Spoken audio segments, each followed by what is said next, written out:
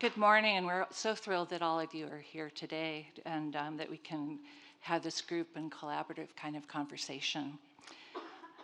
Welcome to the second panel of our WPA Symposium, Recovering Voices in the Federal Writers Project.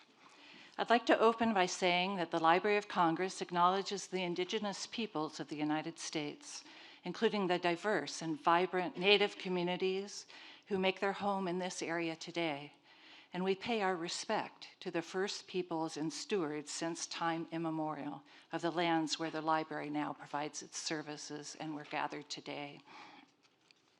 I'm Barbara Baer. I am a historian and specialist in literature, culture, and the arts and the manuscript division, and curator of the United States Work Projects Administration Records manuscript collection, which focuses on the Federal Writers Project and related records. The manuscript collection contains approximately 400,000 items, and yes, more than 1,000 boxes, and dates mostly from 1935 to 1939 and into the early 1940s when the programs were going into dissolution. It includes papers of the American Guide Project, arranged by state, the Folklore Project, Life History, Social Ethnic Studies, Negro Studies, and the Formerly Enslaved Persons Narrative Project, as well as other special studies, administrative, historic survey, and printed materials. As we will hear today, the extant archival materials can be incomplete and only partially revelatory, demanding further research and other sources. In the hands of various writers and editors of different backgrounds, writing abilities, viewpoints, and skill levels, the content of the archive can often, in a time capsule kind of way, reflect or perpetuate forms of ethnic, racial, and gender discrimination, hierarchy, paternalism, and misrepresentation. At the same time, the project was intended to promote pluralism, combat homogeneous definitions of Americanists, and celebrate the authenticity and value of self-description and grassroots first-person voices of peoples of many heritages, working class occupations, and communities of origin, as well as to stimulate pride in the diversity of the states within the United States. Some of these collection materials are available online through the library's American Folklife Center.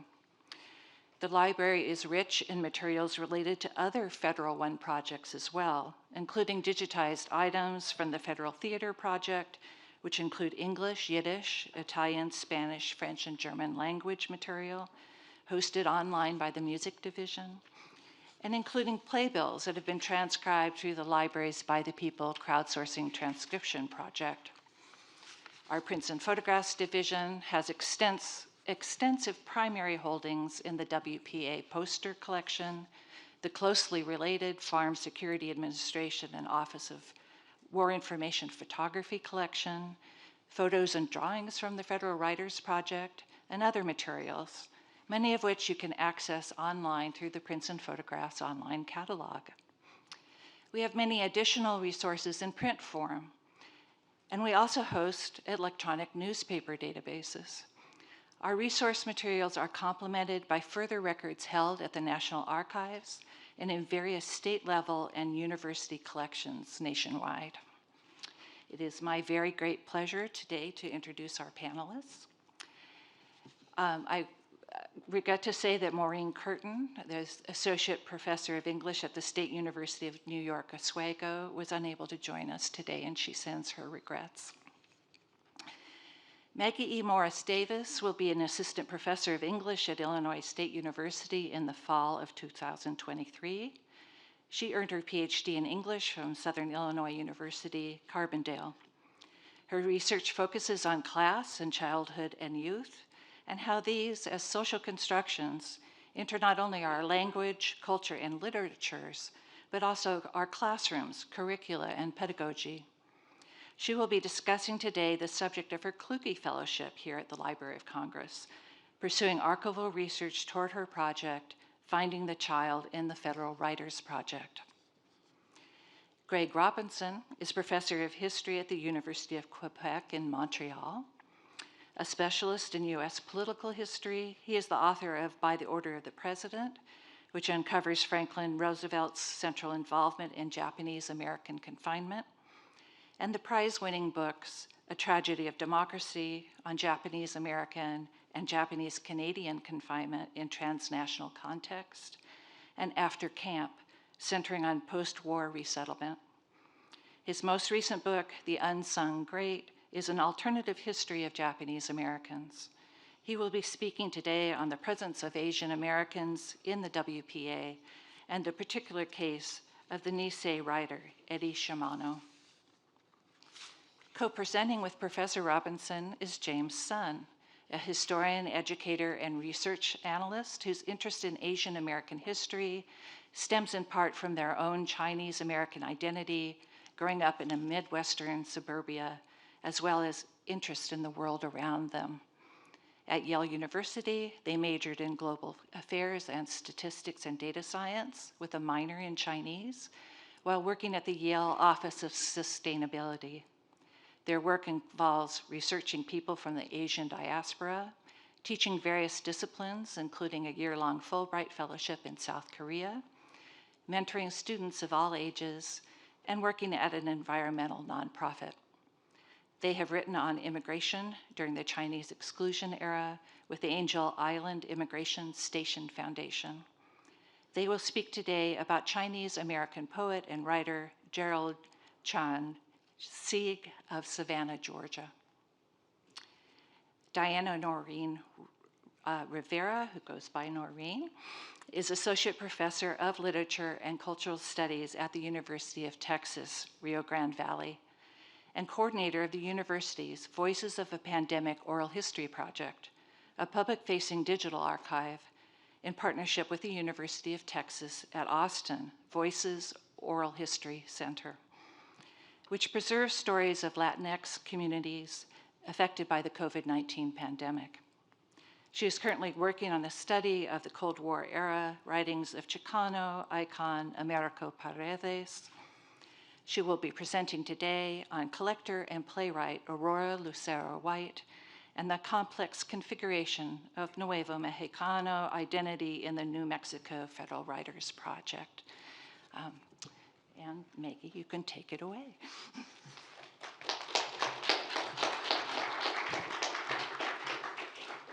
What a gift to be here. Thank you for joining us today for this conversation. My talk today builds on the last question of the last session, which is what do we do now? What else is there? Most may not think of the FWP as the place to find the Depression-era child. The FWP's popular state guidebooks, for example, featured subjects that gave order and structure to adult lives. Children appear occasionally, but often parenthetically or as silent off-screen actors in overviews of schooling or labor. In her work on the American 1930s, though, Paula Rabinowitz reminds us that children provide an optics of depression because, quote, they hold no social, economic, or political power in our culture and are despised, ignored, abused, and condescended to even as they figure among the stock pieties cherished in the popular imagination. Yet their marginal position, she reminds us, is of great worth as they invite us to see differently what is beneath view. To stay for a moment with this metaphor of seeing children, saturated with suffering, made sharper by black and white film, Farm Security Administration photographs from the Depression era present complicated constructions of children in poverty. Framed to give the reader access to the child's everyday context, the details within these photographs clearly mark lack. Strikingly, in the photos that we see most often, the bodies of children seem to be at rest. Not all photographs, however, are this way. Not static and listless during the widespread suffering of the 30s, children were working, playing, talking, arguing, laughing, creating, working, learning, watching. This is not to suggest that children were not affected in profound ways by the brutal economic and cultural contexts in which they lived. Instead, this is to suggest that these photographs, taken together, offer an accessible metaphor for what we can learn of children in the archive. Framed by adult photographers, children in these photographs still move within, with, and against such frames. I'm here at the Library of Congress in the Kluge Center this summer and next, an incredible gift for which I'm so grateful, because underexplored within the study of the FWP archive are also representations of young people in poverty, including rare opportunities to learn directly from children's cultural productions and language. And so I'm eager to share a little bit with you today about that work. The theoretical foundation for my research comes from childhood and youth studies, which in the arc of the humanities is a relatively new area of study. Broadly, I consider how the cultural productions of young people and representations of young people are sites of cultural negotiation, intersectional spaces where ideas of age, class, race and ethnicity, gender and sexuality, ability and difference coexist. In conversation with scholars such as John Wall, I believe that young people are of worth as thinkers and problem solvers in the present, not just inchoate beings in the process of becoming. Not all agree. From media to educational policies, young people, especially if they are poor or Black or brown or queer or differently abled, are most often objectified as contested sites, most commonly spoken for by others in positions of power. Furthermore, the language of children in poverty is often seen as evidence of emerging skills, or more often, deficiencies in communication. What becomes possible, though, if we assume a purposefulness to their language? What happens when the language of children whose lived experiences differ from what is centered as ordinary, code for white middle class, are not excluded from the record, as was often the practice, but instead carefully listened to?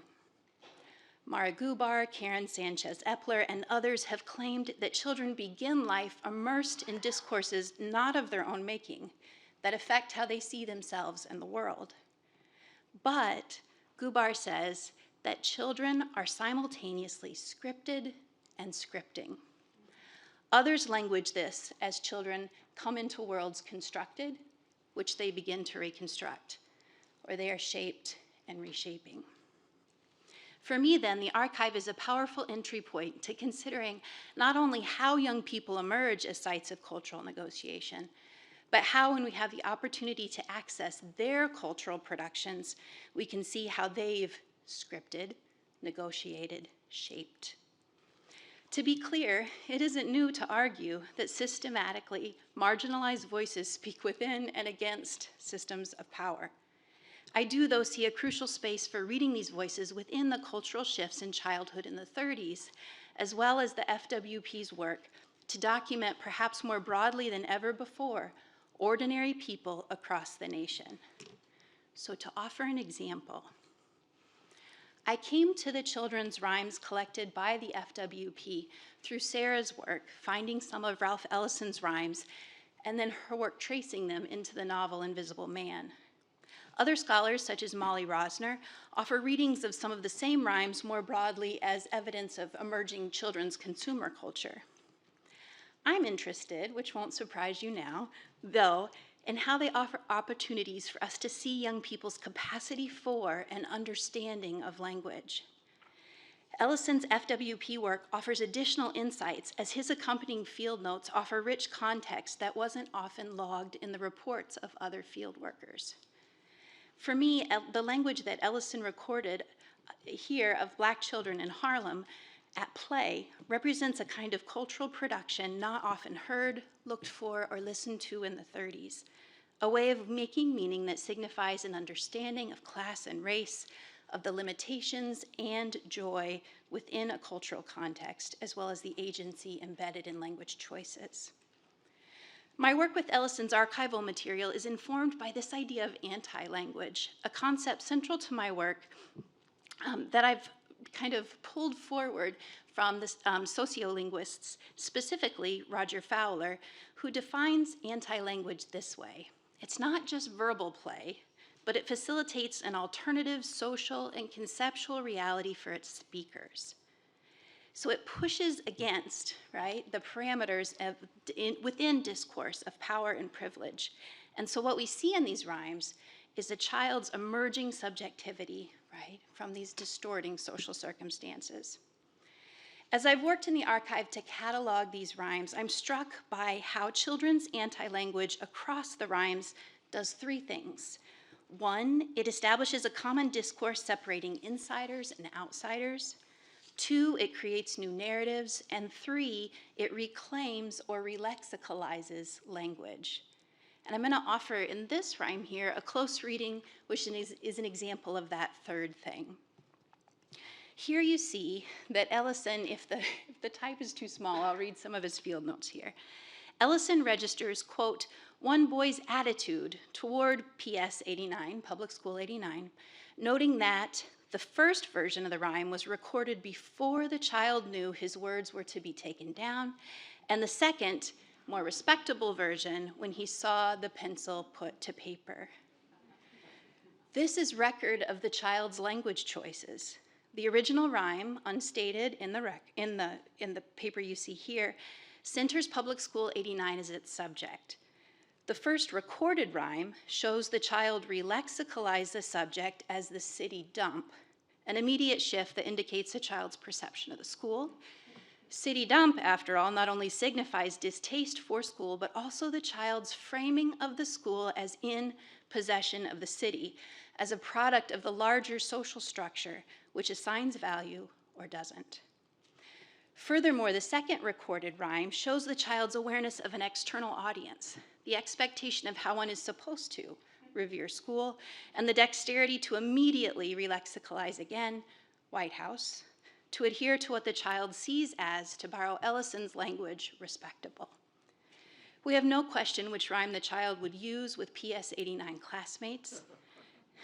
The decision to make this more respectable version for Ellison, then, the man with the pencil, can be read as the child's use of performative language that to the listener signifies one thing, and in the discourse community of Harlem children will later mean something entirely different.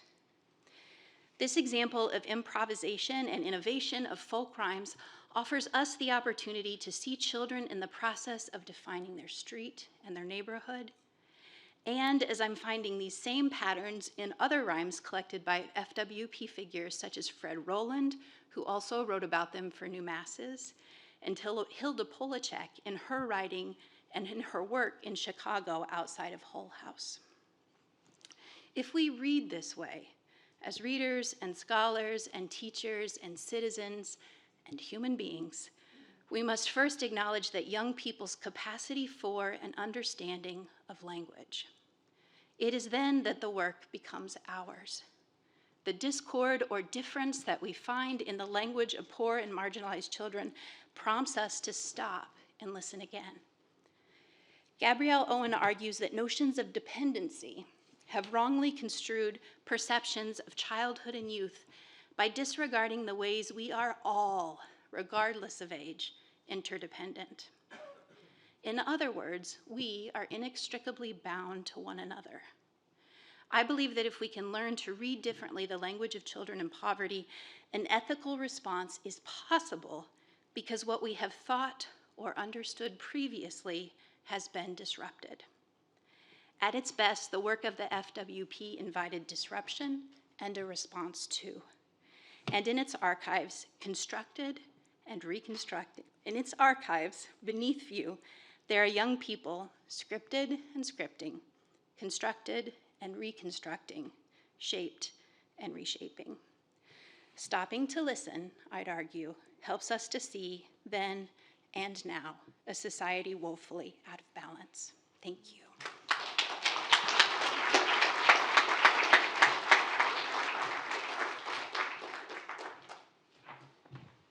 Hello, it's great to be here with you all and to see all these extraordinary presentations. The Federal Writers Project was an important locus of activity by and about Asian Americans, amazingly. Now, there are all sorts of limitations. Hawaii, which was the largest community of Asian Americans and where Asian people of Asian ancestry composed 50% of the population, was not included in the Federal Writers Project, even in places where there were Asian Americans in the Federal Writers Project, like Oregon and Washington, their presence was hardly mentioned. And there were even places where they were mentioned, they were often mentioned condescendingly, like a researcher in New York described as Asian populations as hardly touched by civilization. Nonetheless, researchers produced sociological studies of Chinese and Japanese and Korean communities in New York and Chicago. I'll talk about the New York in a minute.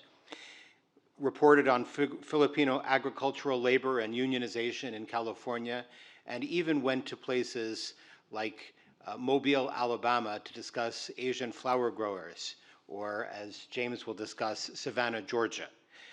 There were studies of Chinese and Japanese communities in El Paso, Texas.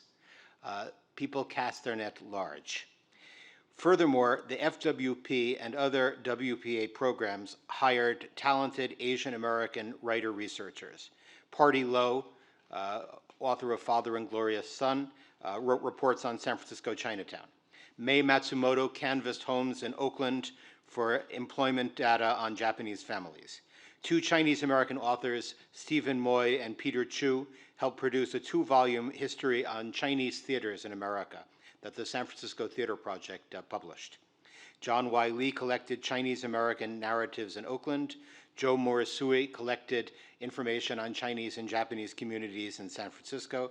Mary Fuji, a graduate student at University of Chicago, worked with Catherine Dunham in investigating Chicago's African-American religious cults and storefront churches.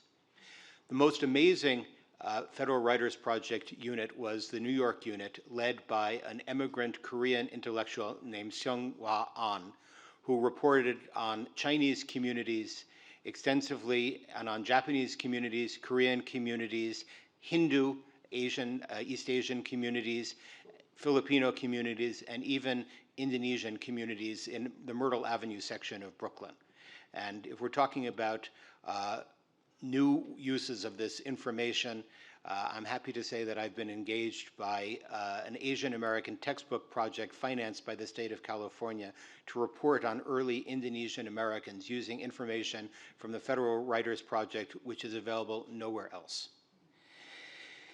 The outstanding Asian American staffer, by the way, the New York Project also employed a number of Jewish folklorists, notably Nathan Auzubel, who later became a quite well-known folklorist and is part of the larger movement of Jews into the mainstream of American society during the 1930s, thanks to the Federal Writers Project. But that's another story. What I wanted to talk today about the outstanding Asian American writers on the Federal Writers Project, Eddie Shimano, and James will talk about Gerald Chan Sieg, and how the Federal Writers Project influenced their career. Eddie Takado Shimano was a Nisei journalist from Seattle who first distinguished himself in 1936 when, as a student at Cornell College in Mount Vernon, Iowa, he persuaded the English department to produce a Japanese-American literary magazine called Gyosho with all Japanese-American writers showing their talent. As Shimano explained in his foreword, Gyosho, literally dawn bell, means the peal of the gong at the break of day. We think of this magazine as the bell which we strike to announce to the world a new day, symbolizing the awakening of the Nisei. So after graduating from Cornell, Shimano relocated to San Francisco, where he was employed as a writer and editor for the Nisei newspaper New World Sun Daily, Shinsekai. However, in the summer of 1937, after Japan invaded China, Shimano bravely took a stand in favor of the Chinese against the occupation and the atrocities in Nanjing. He joined the board of directors of the American Friends of the Chinese People and called for boycotts of Japanese goods. The result was that he was ostracized within Japanese communities and blacklisted from employment by community leaders. It's at that point that the Federal Writers Project came into his life, and vice versa. His first assignment came with the WPA-funded California Art Research Project. He helped draft and edit a study of famed painter Chora Obata, who, by the way, was the subject of an anonymous oral history by one of the folklorists for the Federal Writers Project. Shimano also worked with the History of San Francisco Journalism Project, studying the ethnic Japanese press. but his principal assignment was as monograph author for the California Theater Project, the one that did the study of Chinese theaters, which he wasn't on. But between 1938 and 1942, under the lead of Lawrence Estevan, the San Francisco office of the California Theater Project produced 20 monographs on the history of San Francisco's theater. Shimano was the principal author of monographs on actor John McCullough, theater managers David G. Yankee Robinson and M.B. Levitt, and circus manager Joseph A. Rowe. Just gives you an idea of just how extensive their studies were. Also, the volume on theater buildings, which was officially credited to Estevan, gives Shimano credit for preliminary writing. Well, by 1939, after producing all of this information for the Federal Writers Project, he was forced to resign because of failing health. He spent much of 1940 and 1941 in a tuberculosis sanatorium, during which he wrote an unpublished novel called Bread. But in the weeks after the Japanese attack on Pearl Harbor and the start of the Pacific War, he reconnected with Nisei, who were then targeted by racial hostility and accusations of disloyal activities. Shimano loved to tell the story of a drunk, belligerent white man who said, "Why don't you go back where you came from?" Which he cried by pretended horror and said, "Oh no, not Iowa again." Shimano joined journalist Larry Tajiri and sculptor Isamu Noguchi, who had worked for the Federal Arts Project, to form an anti-fascist political group called the Nisei Writers and Artists Mobilization for Democracy, for which he wrote a set of articles in the Nisei Press, his first since the Federal Writers Project. Well, the U.S. Army, as we know, rounded up and confined the entire Japanese community on the West Coast after Executive Order 9066.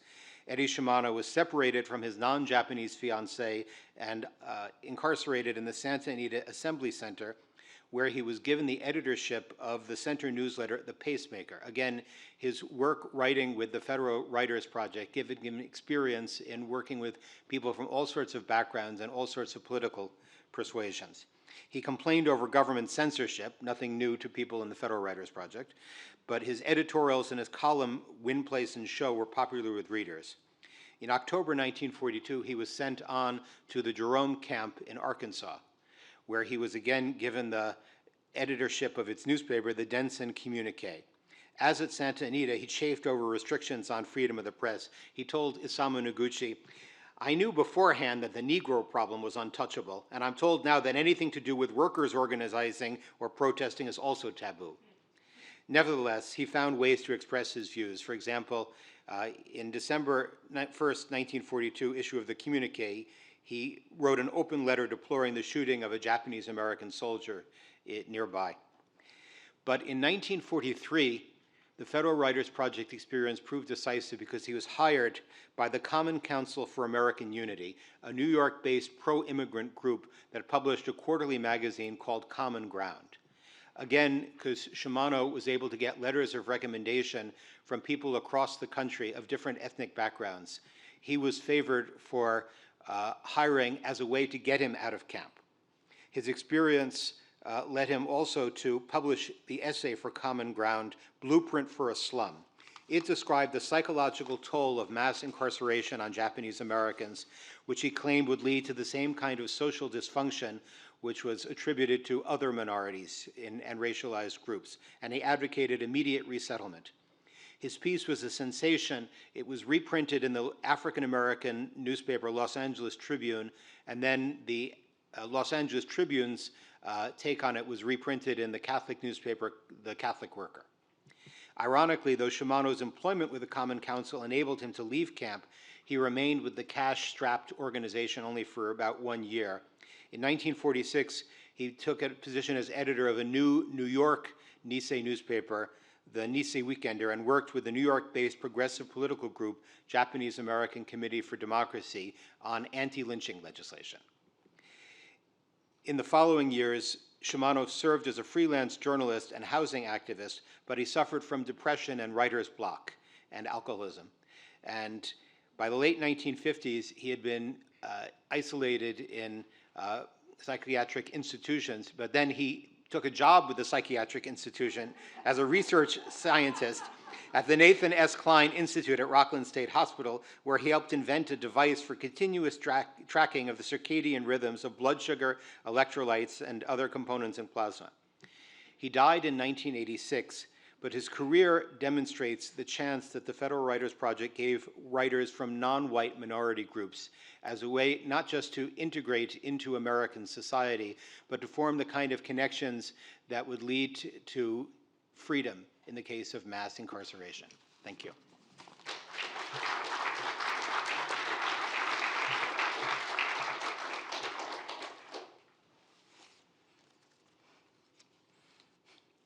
Gerald Chan Sieg was born in 1909 in Savannah, Georgia, where she lived all her life. She grew to love her father's ancestral home of China, especially Chinese poetry, and it was that love of poetry that actually sparked a lot of her own poems. Her writing career formally began in 1927 when she was still attending high school.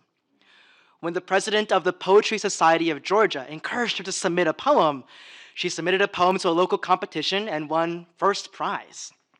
A year later, she was invited to join the society, where she remained a lifetime member, serving in many positions: committee chair, secretary, vice president, and eventually president as well.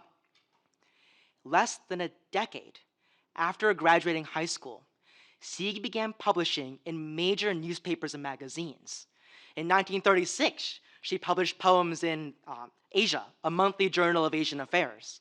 In 1937, she began publishing in the New York Times, the New York Herald Tribune, and the Atlantic Monthly. And in 1941, she published 4 poems in a pulp magazine and several poems in the Washington Post.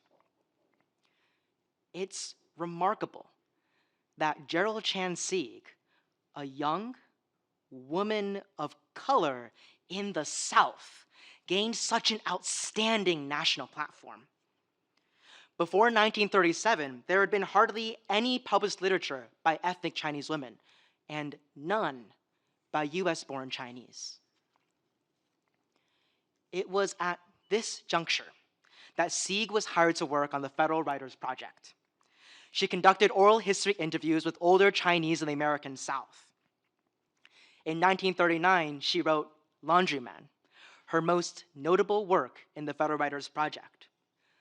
Though unstated, the purpose of the story is clear: to humanize Chinese immigrants, portray them as good people, good neighbors, and challenge stereotypes of them as perpetual foreigners. In The Laundryman, the Chinese-American narrator chats with the prosperous, progressive laundryman Chung Tai-pan.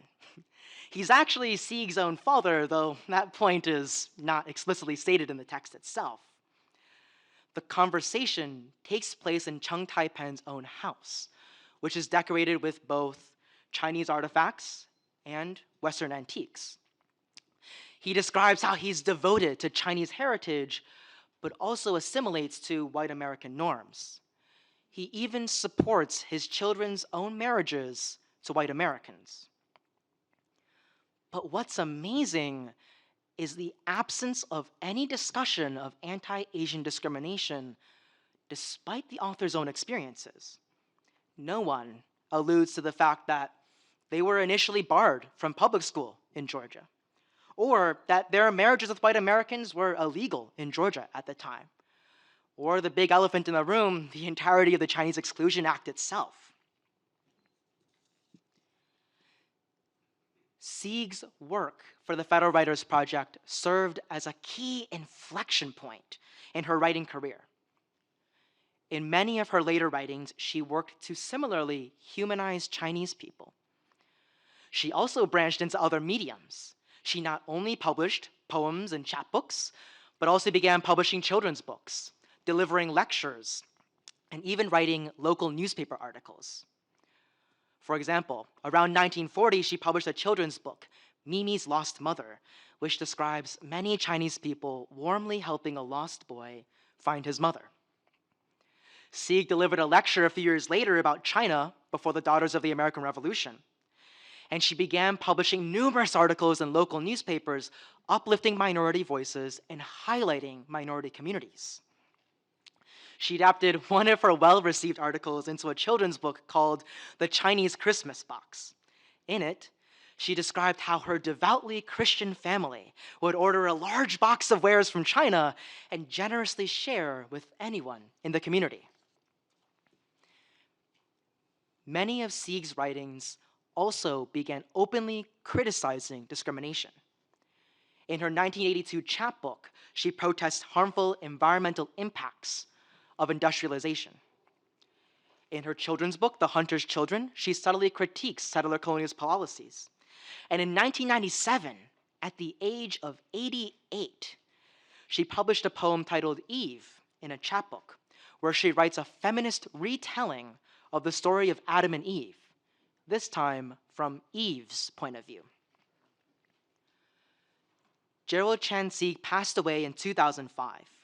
She was celebrated in obituary tributes as, quote, an honored scholar, a businesswoman, an award-winning advertising manager, a television personality, a fashion commentator, a writer, a researcher, and notably, Savannah's most distinguished poet for nearly a century.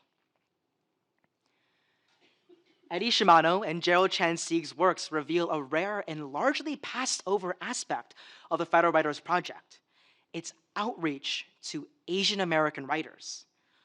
Although they remain curiously unknown today, Eddie Shimano and Gerald Chan Sieg's each created influential works undoubtedly shaped by their experiences in the Federal Writers Project. Thank you.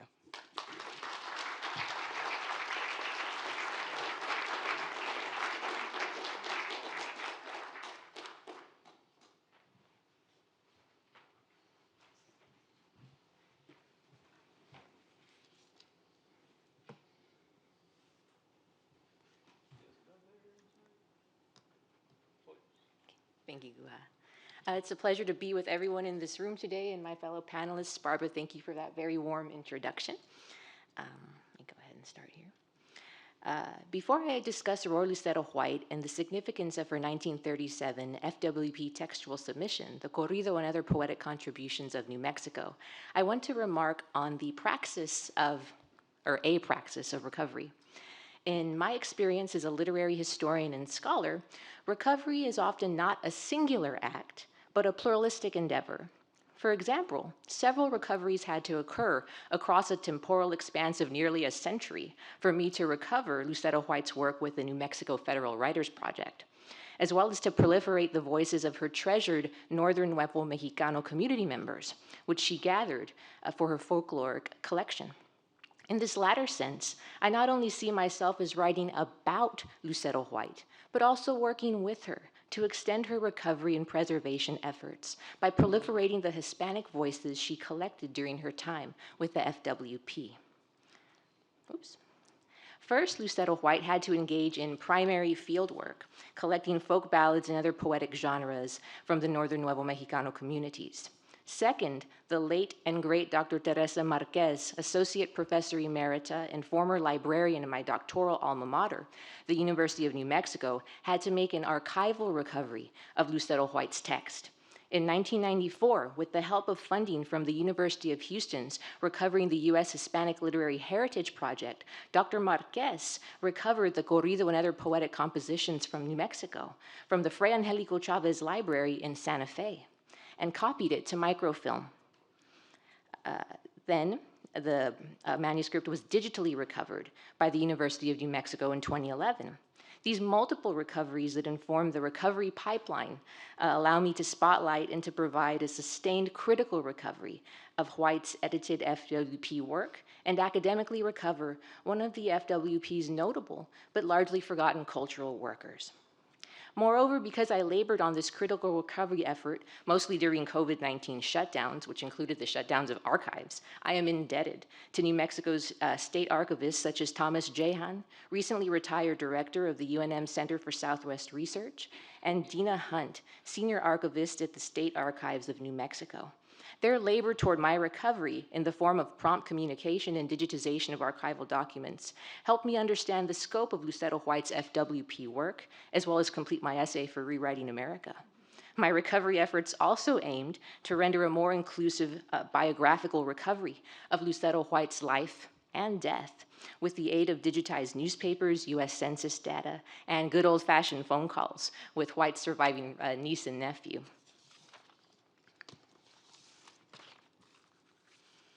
As a literary scholar specializing in Mexican-American Chicano literatures and literatures of the US Southwest, trained to do literary recovery work, I identify the lacuna and the silences in the historical literary record, both published and archival, and aim to fill those voids with my research and scholarship.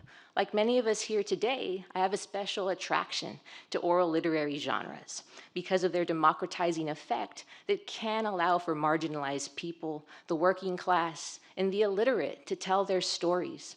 Corridos, or Spanish-language folk ballads, popular for nearly 2 centuries in the US and Mexico, like oral histories, are another important discursive vehicle for collecting the stories of our nation because they provide perspectives of Hispanic Mexican-American populations. This is one reason I gravitated toward Lucero White and her FWP collection, the Corrido and Other Poetic Compositions of New Mexico, that she submitted to State Director Ina Sizer Cassidy in 1937. I first viewed the online digitized manuscript over 10 years ago, driven by a general curiosity to see what late 19th and early 20th century corridos were in the digital archive. I was surprised to see that a Hispanic woman from New Mexico took a central role in folk ballad collecting, since corrido collectors, especially in the early and mid-20th century, were predominantly male, as I think about Arthur L. Campa, John D. Robe, Alan Lomax, and Americo Paredes. So these are men primarily gathering ballads from predominantly male corridistas, or ballad singers. As her 1937 manuscript reveals, Lucero White compiled and edited over 130 pages of folk poetry that include 6 Spanish romances, 18 corridos, and over 24 décimas coplas and ditas and canciones, songs. Her compilation reveals that she included other contributions from other Hispanic New Mexican FWP workers, such as Lauren Brown, Reyes Martinez, and Manuel Berg.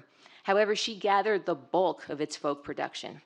While only a total of 4 romances and corridos are musically transcribed by a New Mexico FWP file clerk with professional music training named Eunice Haskins, Lucero provided the Spanish language transcriptions and the English language translations, as she was qualified to do so per her educational background that included degrees in Spanish literature and language.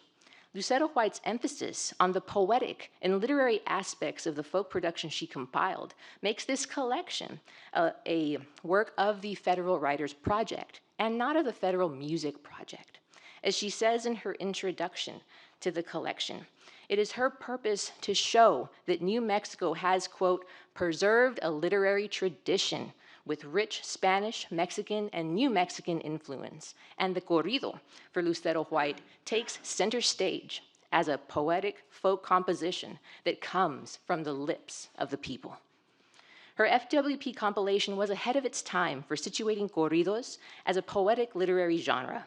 By doing so, she created a Nuevo Mexicano Hispano literary record, centralizing the viewpoints and lived experiences of New Mexico's Spanish-speaking population that continued to be minimized in the early 20th century by white American and European migrants and immigrants that included members of the Santa Fe and Taos writers' communities and artist colonies, such as Mary Austin, Mabel Dodge Lujan, Willa Cather, D.H. Lawrence, and of course, artist Georgia O'Keeffe. The corridos that White gathered elucidate subjects meaningful to Nuevo Mexicanos, such as, to list a few, the heroics of Pancho Villa, Nuevo Mexicano perspectives of Billy the Kid, the tragic loss of loved ones in automobile and train collisions, and the grievances of a Nuevo Mexicano World War I veteran who calls out in his corrido, Guerra Mundial, World War, the federal government's failure to timely compensate World War I vets for their service.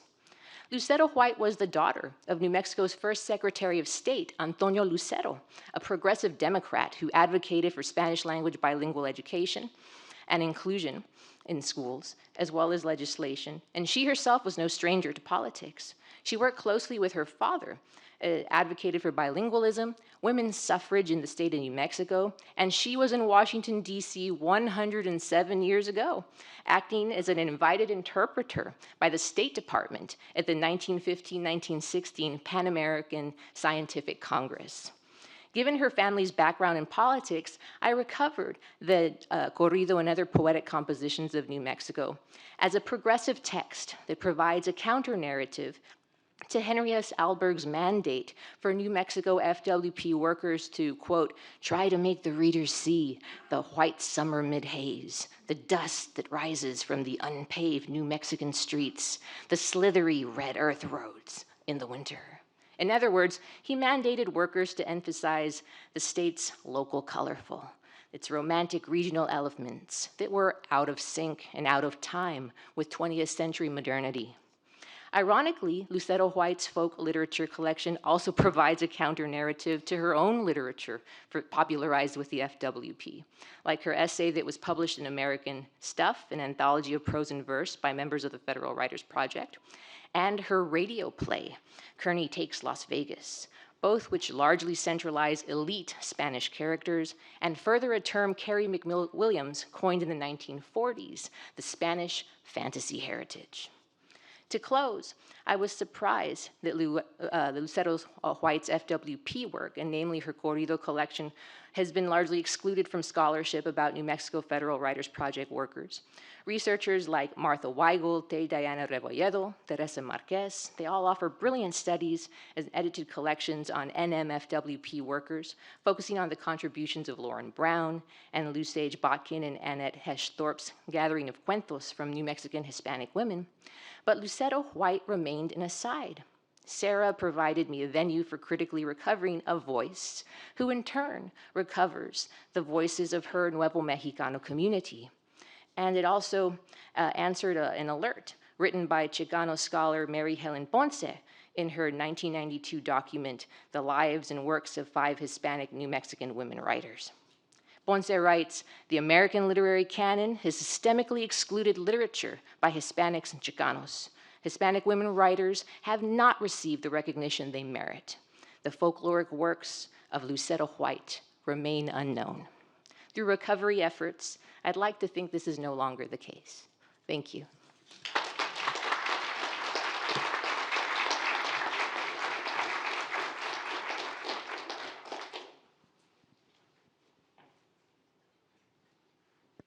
Is this on? No. Yep. It is on? Okay. We're going to talk among ourselves a little bit and then open up to the audience for questions. I wanted to kind of observe that some of the things that were brought up in the first panel, some of the points, including the importance of mining the WPA records and available resources in regard to immigration and how it resonates for today. And a lot, not only white ethnic immigration, which is covered extensively in the records, but Asian, Indian, East Indian, and other parts of the country, of the world that came and are reflected in what was written about. And also, when things we're advocating here in this panel is the idea of multi-ethnicity as a model for approaching the papers, kind of moving beyond the black-white binary in the study of the WPA records, discovering people who may not have been even named in the records, who, in other contexts were writers or were hired for the WPA, worked as editors, worked as translators. Even the issue of translation and multilingualism that exists within the papers. One of the things we wanted to talk about is, after you've done that fine combing of official records to see what the contributions were of a particular individual, what other kinds of research methods do you need to do, and what other kinds of resources do you turn to flesh them out? I mean, I think one of the points that was made in the first panel is about Sarah's work, that we look at the early limericks, taunts, games that were collected by someone like Ralph Ellison, and then how does he reuse them in a literary legacy way in other work? And here you're looking at evidence in the Federal Writers Project, and then what became of those people later. How did they carry that experience that they had with the WPA into later work or in their impact in communities? So, of course, Noreen has just done a beautiful job of focusing on the issue of recovery and what kinds of sources do you use. But would you like to talk about newspapers and census records and other kinds of social history records that might be useful for people who want to do this kind of multi-ethnic work? Well, like I said, it was during the COVID shutdowns, and so fortunately we do live in a digital world, or mostly. And so, yeah, U.S. Census records. I relied on my Ancestry.com subscription as well. And Lucero White is by no means a subaltern marginalized person. As I said, she's the daughter of Antonio Lucero. They're politically connected. And so she does have what I feel is a substantial newspaper record that I was able to trace. But no one had done the work. In terms of recovering archival voids, I emailed Susan her death year to help complete that arc of her life within the Library of Congress. And so that's what I relied on mostly, but good old-fashioned phone calls. I'm the kind of scholar and gal who's not afraid to pick up the phone and say, hey, would you like to talk about your relative? What's the worst they can say? No? Brush it off. Go to someone else. That way you could hear from the lips of their family members what they have to say about their aunts and uncles, their tios, their tias, their fathers and mothers. And so that's what I relied on, those primary sources, after, of course, doing my bibliography and scoping out the secondary sources. Similarly, we also had to rely on a lot of different sources. The Federal Writers Project was, of course, just one or a few of the writings that Gerald Chan-Sieg did, but she published so much. And none of the things in the Federal Writers Project talk about her herself. And so we also reached out to some of the relatives of Gerald Chan-Sieg and their memories of her, sent us records to get a sense of where she got married and how she got married. She eloped to South Carolina with her Cuban-born husband. As well as a lot of newspaper articles to see what did she write about, when did she write, and how did she write, and then finagling some of her chapbooks that are located in the most obscure corners of the world, and sometimes just there's only a few copies remaining, if any. And there are some that we still have not been able to find. So many of her children's books are published by people that we can't find anymore, even though they presumably existed at some point in history. But a lot of sources to try and piece together this person's life that even though she's done so much, there's so little about her out there. One of the maddening things about this research is trying to find people who don't exist. That is, one of the major researchers for the New York Orientals racial groups unit was a sociologist named Thomas Chow, whose reports on Chinese laundrymen, Chinese restaurateurs, Chinese associations are all very heavily quoted in the historical literature on Chinese Americans. But we haven't been able to find any other mentions of him, and so we're wondering whether Thomas Chow was in fact a pseudonym, and whether even Thomas Chow may not have been a Chinese American writer. Although from the sympathetic attitude he took, he was clearly somebody who was familiar with Chinese American communities in New York. But it's like, here we want to flesh out the record, and we keep hitting dead ends. Nobody has any information on Thomas Chow, and so we're wondering whether he was a phantom.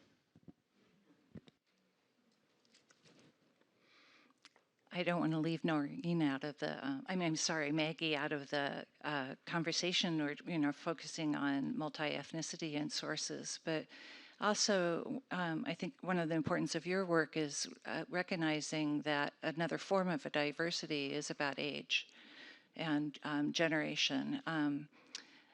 I was kind of struck listening to your paper. We all bring our own experiences to what we hear, and prior to my work at the Library of Congress, I was very involved in social work and home health care and public health with elderly people. So I'm sort of from the other end of the spectrum of, recognizing the importance of marginalized elderly. And I loved your stress on honoring the authenticity of youth and of children's perspectives. The other thing that came to my mind is the narratives with former slaves, that many of these people are being interviewed when they are very elderly, but they're being interviewed initially about when they were children.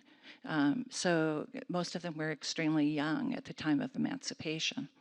And they are being asked to describe what life was like when they were a girl or a boy, what they did, where they lived, and to recall all of that in the context of their own family history as they frame it. And that, I think, I'm not sure, but I think that that's an important way to look at the ex-slave narratives as the documentation about childhood in the time of emancipation, the end of slavery. Did you want to say anything about the kind of sources you've used? Sure. To speak a little bit to what you were just talking about, if we look at the arc of childhood across our nation's history, and we look at after the Civil War, one of the ways that the emerging white middle class differentiated themselves from, right, the formerly enslaved people, was to create childhood as this sentimental place, which meant a place where a child's worth in the family came from their emotional contributions, not their economic contributions. That's not to say that people didn't always love children, but children, that was one of the ways that we started to differentiate the class positions of children, right? What were they contributing to the family? And so I haven't had the chance yet, I'm hoping to, right, this summer, work in those narratives and part of what I'm interested in is how does our understanding of childhood in the 30s, right, shape how those questions are asked, how people talk about their childhoods. Because as we know, right, in the 30s was when FDR, in theory, right, child labor was no longer a problem. And I think, right, the recent news helps us realize that that's always been a problem and that's not something that went away in the 30s. But again, this idea, right, that childhood is a sentimental space, right, and what children contribute to their families. So I'm eager to look at those narratives and see how that is constructed. Another thing I thought about in listening to you is about, the importance, as you pointed out, of Ralph Ellison annotating some of, describing the context in which something he was collecting changed by his own action, putting the pencil to the page, or the adult listening. And to the extent that children were also identifying their own child-based communities, and who was an outsider and who was an insider by the content of the things that he collected, but also one of the examples that he collected was a taunt that they would direct to someone who was driving into the neighborhood from somewhere else. And so, that idea of self-definition and community that is age-based and also racially and ethnically based. I know I just lost my thought. One of the things that we wanted to ask is what else you are working on and how your work in the WPA has informed your own ways of approaching your scholarly work. I can go first. I mean, so much. Greg and I were just in the archives yesterday from 9 to 4, just flipping through so much about the Federal Writers Project and how they wrote about Asian Americans. Greg talked a little bit about it during his talk, but there's just so much in New York and California and Georgia and the South and all over, in Chicago, all over, where people have written about Asian American communities, sometimes Asian Americans themselves writing, oftentimes white writers writing. And it's curious seeing the differences between how some writers choose to portray Asian American communities and how others choose to portray Asian American communities. It's telling, for instance, when one writer talks about a Japanese American community in New York invading Chinatown and taking over streets and turning a once good neighborhood into a drab and rundown place. And then a Japanese American writer talking about the same community going, I love the way they bring their culture. I love the way they, allow their communities to flourish and live together. And being able to examine those different voices, the ways that these communities are portrayed, gives us a lens into so much about them. And that's what we're hoping to be able to write more about in the future, building on this work. And Greg, I wondered if you wanted to make any comments about, the issues of what happened next. We looked at literary legacy, what people went on to publish as poets or as folklorists and collectors. What happened next for Japanese Americans, of course, is World War II and internment. What was chilling was to go to the archives at UCLA of the Southern California Federal Writers Project, because they've collected all sorts of stuff from the fall of 1941, right around the time of Pearl Harbor. There are guides to Americanism and like to filling out a tax return in Japanese. That is, filling out an IRS tax return, on filling out first papers for naturalization if Japanese Americans ever become eligible for citizenship. And then descriptions of Southern California buildings, particularly in Terminal Island, which is a community that is about to be wiped out by mass removal and by the Navy taking it over. So there's certainly a kind of foreboding, or it's a wonderful guide, the Federal Writers Project material, to how Asian Americans both were and were not included in America in the 1930s, both by what is written about them and, again, by the silences in places like Washington and Oregon, where Chinese and Japanese Americans are integral parts of the population, but are victimized by discrimination and are literally wiped out of the Federal Writers Project descriptions and histories. Ironically, one of the best guides to Asian American communities is in Louisiana, where the historic Filipino and Chinese communities in Barataria Bay get 2 paragraphs in the WPA Louisiana Guide. We're kind of running out of time. I wanted to make sure that the audience has a chance to ask questions. Or did you have questions? There's one in the back.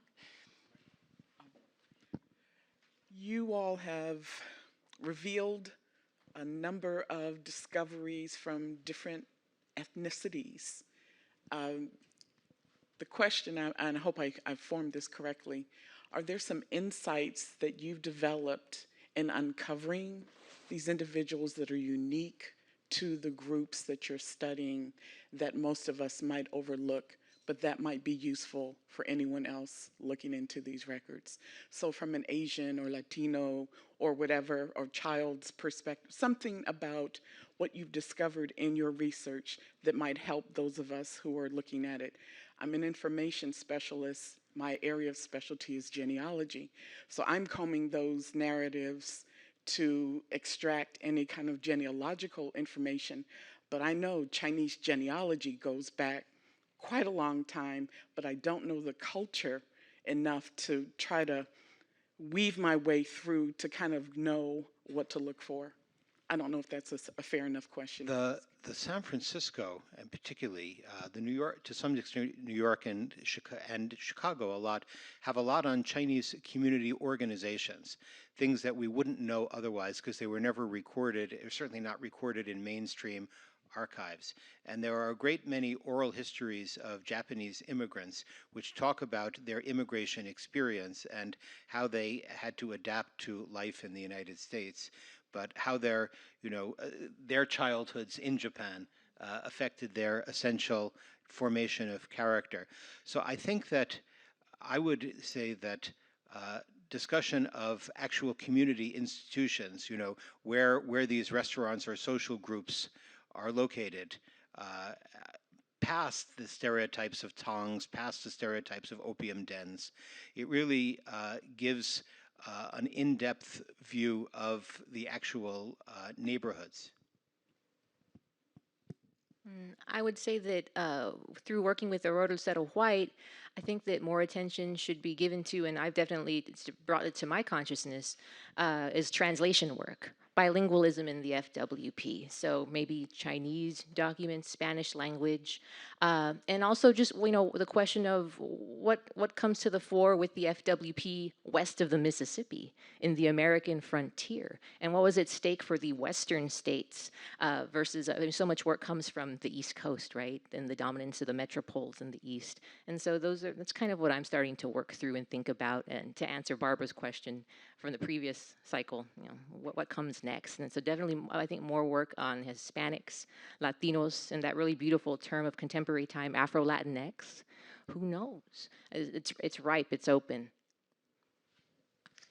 One of the things that I've been looking at in the last few weeks, in the film made from David Taylor's book, there's a photo that says, what is it? Children need books, writers need jobs, or the inverse. I can't remember which order it comes in. And so when I first saw that, I was like, oh, well, they were all writing children's books, right? Wouldn't that? Once you get the job, if you promise, no, I'm just kidding. But it's true, right? There were a lot of FWP writers who went on to write children's books for all sorts of reasons, and all sorts of really rich scholarly work has been done about a lot of those books, especially because those writers began writing those books when the Popular Front gained its force, right? And so those were spaces for them to talk about the agenda of the left in ways that they could get access to publishing, right? But there are also, what I've been working with last week specifically, there were some state offices that put out children's books as well, right? There's like a series of 37 books out of the Pennsylvania Writers Project office, and they're about coal and rubber and ants and television. I brought the television one if anybody wants to look at that one. And so you look at those and you're like, oh, what's here, right? But actually, writing about science for children in the 30s was hugely progressive, right? It was offering this narrative that logic, right, and research could provide paths forward. So that's really progressive. But then we also have all sorts of narratives, like in the television book I brought. I'll just read you one sentence here. Anyone who lives near New York and owns a television set may really have seen these things and many more in one particular week. And on the opposite page, right, is this family. Does this look like the 30s to you? Anybody? Does that look like the 30s to you? Okay, so what kind of children were these books written for, right? What narratives of class and race were embedded within these books? And then not to talk for too long, but the New York Department of Education was also producing books for children. These were for cost, those were free, and they were for newly immigrated children, right, who were learning English, right, who had flooded school systems. And in those books, we see families, class, right, access to resources, presented really, really differently. We also don't have very many of those books because they were printed so cheaply they haven't survived, right? So I think in all sorts of ways, even when we find a corner of the FWP, it helps us move into broader cultural, right, work in the 30s and think about, right, all of the groups that we're talking about, how they were represented, right, and our responsibility when we, right, return to those narratives and those stories and those voices and how we carry that work forward. It's a fun coincidence because Gerald Chan-Sieg began publishing children's books right after she finished her work in the Federal Writers Project, many children's books. And she is one of a few writers of Asian descent who've written about places outside of where we usually think Asians are, like New York or LA or San Francisco. And I think to your question on insights, I think it is just to the diversity of different populations. There are stereotypes that were associated at the time with Chinese people and Japanese people and Vietnamese people, Filipino people, and these archives uncover that they have much more to their stories. They have much more to what they've done. Many community organizations that they've built in New York, San Francisco, LA, to the point where the SF points of interest in the archives had, I think, half of it was just things that were built or in Chinatown or near Chinatown, and they had no choice but to mention that because it was just such a big part of the city.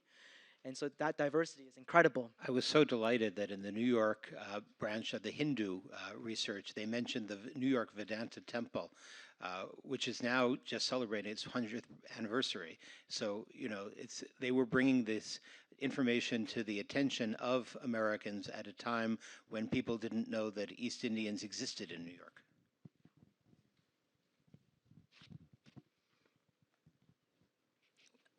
Do you have a question, Guha? Or Yeah, or yes, yes, I do, and I would like to direct this to Noreen Rivera, only because you brought up the mention of Dr. Americo Paredes. So, true confession, I'm a graduate of the folklore program at the University of Texas. I got my master's in folklore through the Americo Paredes Center for Folklife and Ethnomusicology. So, got to give a shout out not only to Dr. Paredes, but to folklorists as well. So, the long preamble aside and the homenajes aside, I'm really curious because Dr. Paredes is seen as the seminal scholar of corridos, right? I mean, with a pistol in his hand is required reading for graduate courses from ethnic studies to folklore to musicology, ethnomusicology, so on and so forth. Literary studies too.